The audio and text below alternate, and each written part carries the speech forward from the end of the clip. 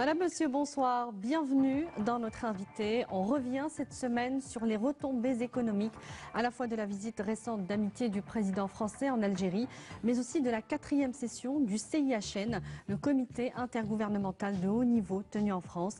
L'axe Alger-Paris se renforce avec 11 nouveaux accords bilatéraux dans divers secteurs qui vont permettre d'avancer sur plusieurs projets d'investissement en gestation. D'abord, lesquels et quelle en sera la portée économique pour notre pays. Pour en savoir plus, notre invité reçoit ce soir Monsieur Halim Amar Khouja, directeur adjoint de la Chambre de commerce et d'industrie algéro-française. Bonsoir.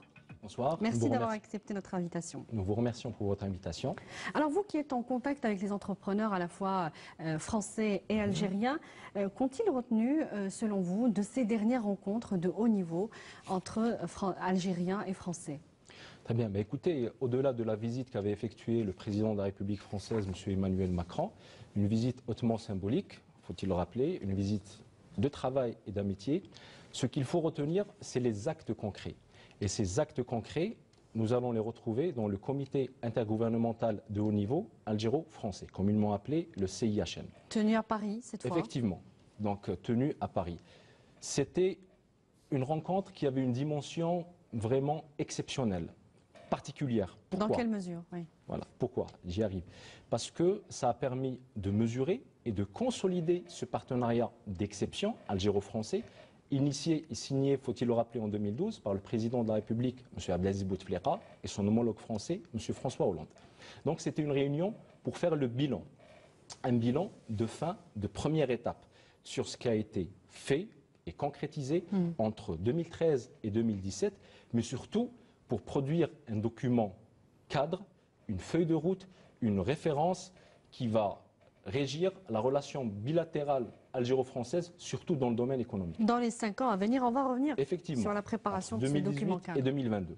Nous restons profondément et fortement convaincus que ce CIHN est la clé de voûte de la coopération entre l'Algérie et la France, qui permettra la concrétisation de nouveaux projets en partenariat algéro-français gagnant-gagnant. Donc il y a un optimisme, vous diriez cela, oui, franchement, nous de la restons part des confiants. entrepreneurs Effectivement. à la fois algériens et français. Oui. Oui. Alors malgré cela, la part de marché française en Algérie, elle est passée de 24% en 2000 à 10% aujourd'hui. Des échanges aussi, pourtant qui ont triplé entre 2000 et 2009. Cela reste un partenariat je dirais en dents de scie depuis un partenariat sur le niveau économique évidemment, en dents de scie depuis sa signature en 2012. Quel est votre commentaire? Écoutez, aujourd'hui, lorsqu'on parle de partenariat, il faut le mesurer selon deux aspects. Le partenariat commercial, donc simplement l'importation et l'exportation. Oui. Effectivement, la France aujourd'hui est le 12e fournisseur de l'Algérie, avec des exportations à hauteur de 3,4 milliards de dollars. Là, je prends comme référence les 10 premiers mois de 2017. Mais aussi, la France, c'est le 2e client de l'Algérie. Oui. L'Algérie a exporté pour la France pour 3,44 milliards de dollars. Vous allez remarquer que c'est un partenariat commercial équilibré. C'est ça un partenaire. Et lorsqu'on parle d'investissement direct étranger, plus particulièrement français en Algérie, vous avez un stock de 2 milliards de dollars quand même d'investissement, avec des investissements en moyen de 200 millions de dollars par an.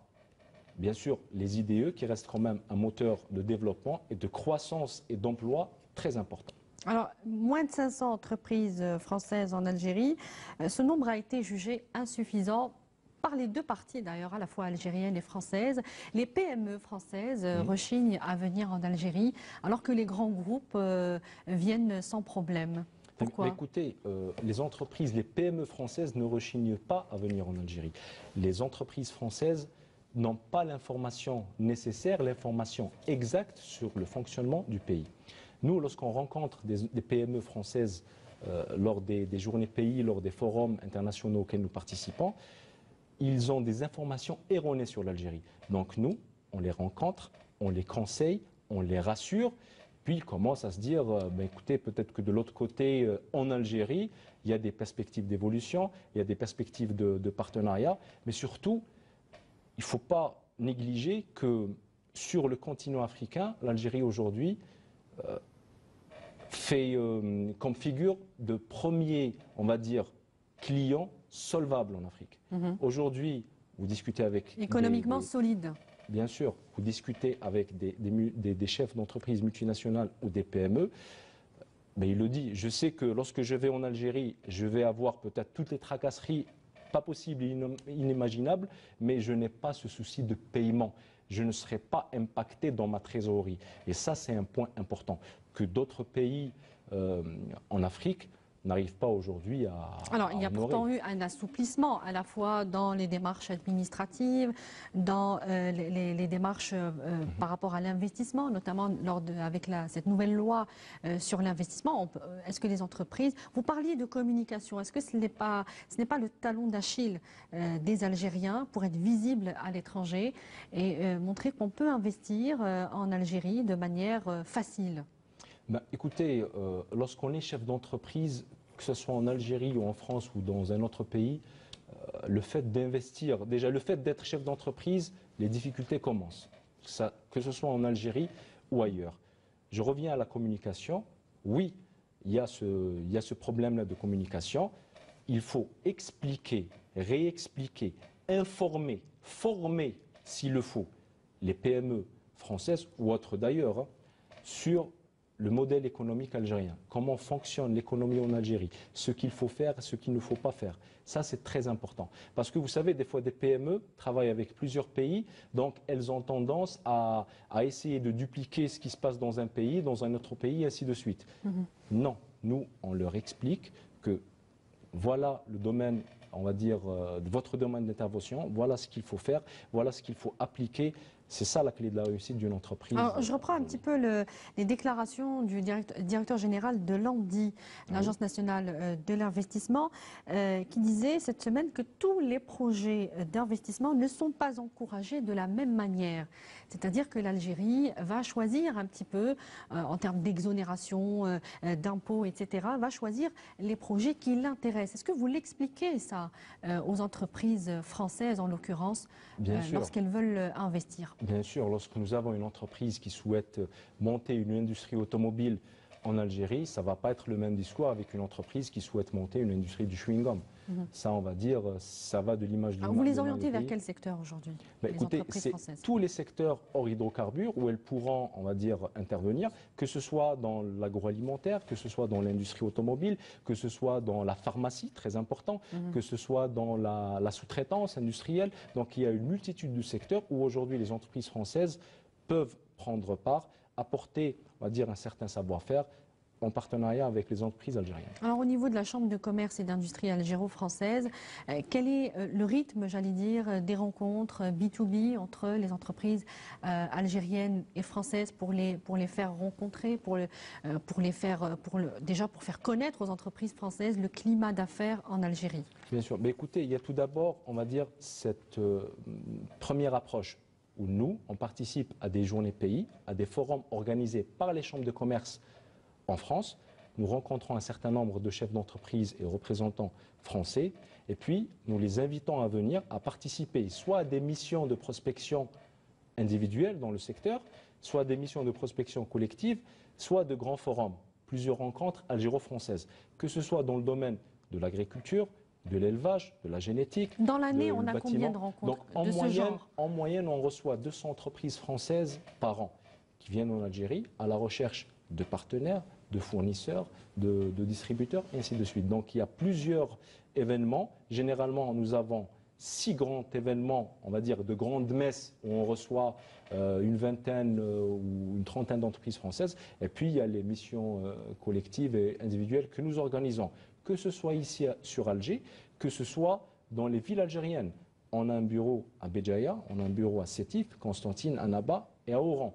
Donc on est capable et en mesure d'accompagner toutes ces entreprises françaises sur pratiquement tous les territoires nationaux et même dans le sud. Alors quand on va un petit peu sur le site de la Chambre de commerce et d'industrie algéro-française, on voit qu'il y a plusieurs billets d'information sur à la fois les indicateurs économiques en Algérie, les entreprises qui ont déjà investi ici, les entreprises françaises qui sont déjà présentes en Algérie, mais ce sont des billets qui sont fermés aux non-adhérents. Alors comment vous l'expliquez? Pourquoi l'information n'est pas disponible pour tous? Ben écoutez, l'information est disponible, il suffit juste d'adhérer. Et comme on dit, tout ce qui est pourquoi gratuit... Pourquoi ne pas la rendre plus disponible encore en un clic? Tout ce qui est gratuit n'est pas bon. Oui ou non? Donc, nous avons aujourd'hui un peu plus de 1800 entreprises adhérentes à jour de leur cotisation. Très important à le signaler. Algériennes et françaises à la fois. Algériennes et françaises, bien sûr, et même étrangères. Donc, ces entreprises attendent une valeur ajoutée, attendent un service sérieux.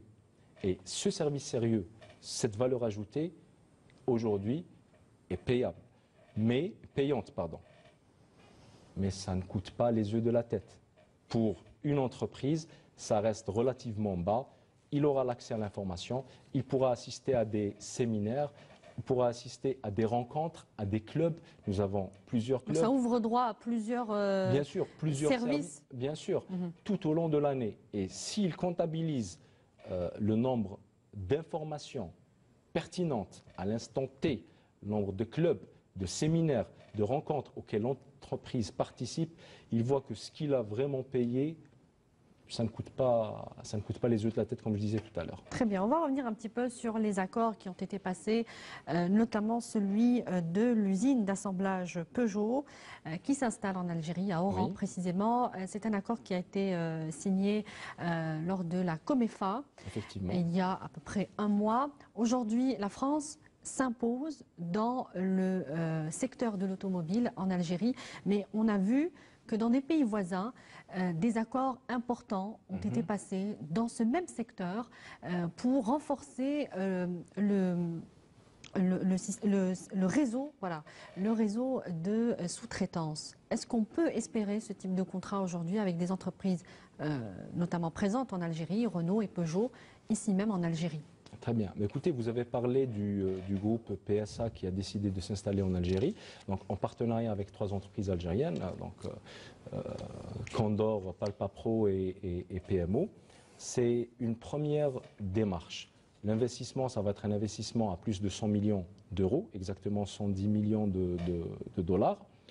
Et aussi, faut-il le rappeler, que pendant le CIHN, il y a eu un accord d'intention de créer une école de formation dans l'industrie automobile avec conjointement le ministère de la formation professionnelle, le ministère des études de l'enseignement supérieur d'un côté et le ministère de l'éducation nationale français de l'autre. C'est une première démarche. Et le groupe PSA, alors, il faudrait peut-être préciser ce que représente aujourd'hui, ce que va représenter cette école d'excellence.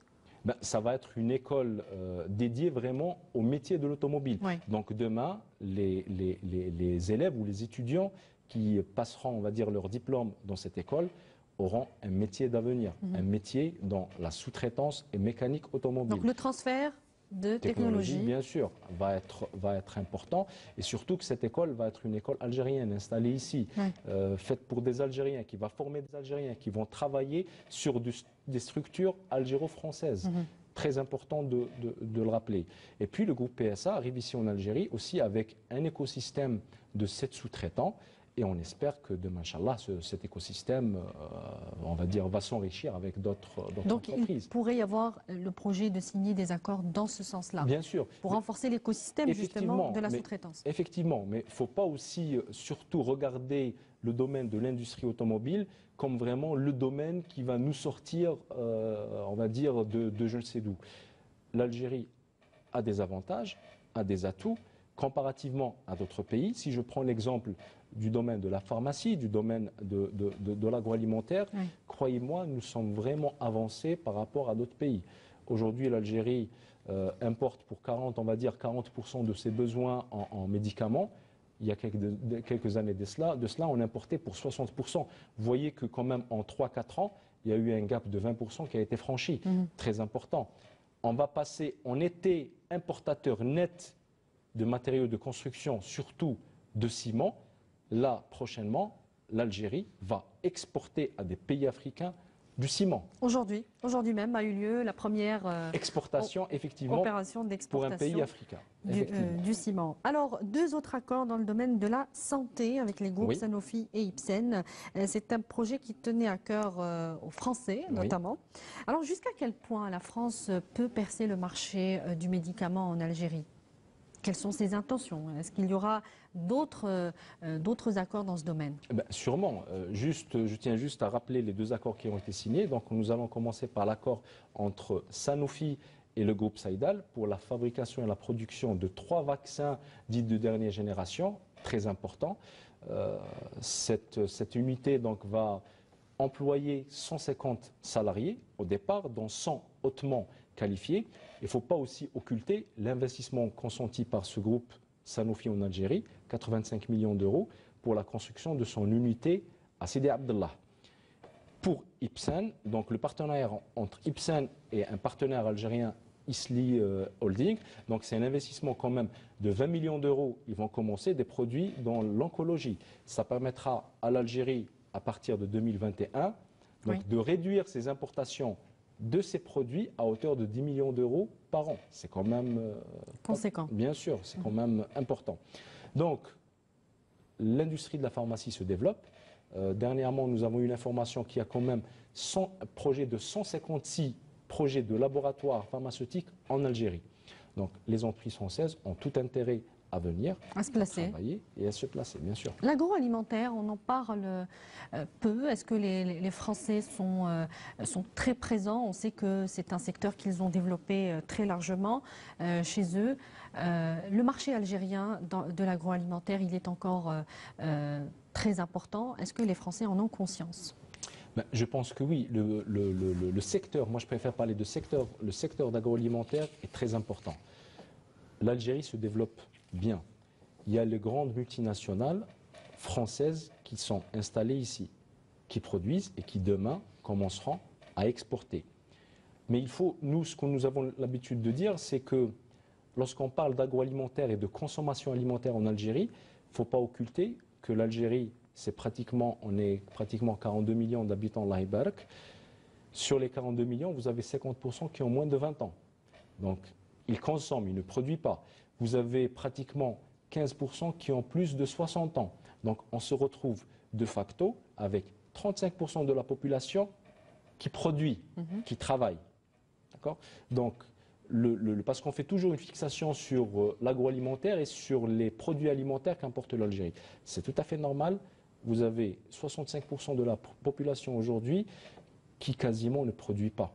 Donc vous avez 35% qui sont, on va dire, éparpillés dans tous les secteurs. C'est normal qu'il y a des secteurs où nous sommes, on va dire, champions, on arrive à s'autosuffire. Dans d'autres secteurs, c'est tout à fait normal qu'on importe et on continuera à importer jusqu'à ce que la production nationale demain suffira aux besoins du pays. Alors, l'accompagnement des entreprises algériennes, notamment dans l'agroalimentaire, puisqu'on en parle, des entreprises algériennes en France, comment il se fait? Est-ce qu'il y a une visibilité aujourd'hui? Mais écoutez, nous, ce qu'on demande aux entreprises algériennes, c'est de valoriser leurs produits. Je prends un exemple vraiment tout simple, mais c'est un exemple vraiment édifiant et parlant. Si on prend la date, je prends toujours cet exemple. Aujourd'hui, la date, l'Algérie produit pour 1 million de tonnes. Et on exporte pratiquement 3%, 31 000 tonnes, pour 37 millions de dollars. Le prix de la date sur le marché international est de 3 euros. Cette date, si elle est transformée en miel, en sucre, en huile essentielle, son prix aussi entre 11 et 15 euros. Vous voyez? Donc le plus important pour les entreprises algériennes, dans tous les secteurs, est de valoriser le produit. Les entreprises françaises ont ce savoir-faire dans la transformation et ont tout intérêt à venir, à s'allier avec des entreprises algériennes. Alors, est-ce qu'il y en a des entrepreneurs qui voudraient investir dans la date algérienne, écoutez, dans la transformation de la date? Bien sûr, il y a toujours, on va concrètement, dire, il y a toujours, effectivement, il y a toujours on va dire, ce bon vouloir de faire la chose. Mais après, c'est comme l'agriculture. Vous semez aujourd'hui, vous récoltez dans 2-3 ans. C'est la même chose. Lorsqu'une entreprise française vient en Algérie, elle est consciente que ce n'est pas du one-shot. Aujourd'hui, elle est consciente qu'elle doit être présente et qu'il y a des secteurs importants dans le domaine, on parlait dans le domaine de la date, qu'il faudra, on va dire, valoriser, qu'il faudra transformer Et puis nous, on est là pour les accompagner, ou d'autres structures aussi sont là pour les accompagner, il n'y a aucun souci. Alors, est-ce que la Chambre de commerce pourrait être concernée par l'accompagnement des jeunes Algériens, des jeunes investisseurs qui viendraient se placer en Algérie, de la communauté, bien sûr, écoutez, nationale ça va être, on Est-ce va que vous dire... pourriez jouer un rôle? Oui, par on rapport peut à ça. jouer un rôle, qu'il soit, on va dire, issu de la communauté algérienne ou qu'il soit directement investissement français. Il y a une année de cela, nous avons accompagné une délégation qui venait donc d'Occitanie. On les a emmenés à Guelma, on les a emmenés à Al-Tarf, on les a emmenés à Mostaganem. Ils ont rencontré de jeunes producteurs algériens dans les produits agricoles. Et là, on est en train de mettre en place, Inch'Allah, les premières exportations. Ça a pris 1 an. Mais on est fiers de le dire, demain, ces jeunes producteurs qui n'étaient pas exportateurs, qui vont devenir exportateurs, vont exporter leurs produits vers cette région. Donc il y a cet accompagnement et ce n'est pas uniquement, il ne faut pas uniquement attendre, on va dire, la communauté algérienne. Oui, nous la rencontrons, nous la conseillons sur ce qu'il faut faire, comment investir, quels sont les organismes qu'il faudra contacter pour pouvoir investir. Mais aussi le réseau des PME français quand même qui est important, qui a besoin de cette information sûre, une information vraie, une information en temps véridique, réel. au temps réel, qui a besoin de visibilité par rapport à l'Algérie. Et nous, on est là pour les accompagner dans ce sens. Alors rapidement, puisqu'il ne nous reste plus beaucoup de temps, un fonds d'investissement franco-algérien a été donc suggéré notamment par le président français lui-même pour accompagner l'investissement dans les deux sens, pour les entreprises algériennes et françaises. Vous en pensez quoi? Quand est-ce qu'il pourrait être mis en place selon vous? Écoutez, nous pensons que c'est une bonne initiative. Une bonne initiative prise par, je pense, par les présidents des deux pays. Ce fonds d'investissement va accompagner les entreprises françaises en Algérie. Donc il va leur donner, on va dire, des financements par rapport à des opérations pour pouvoir travailler ici en Algérie.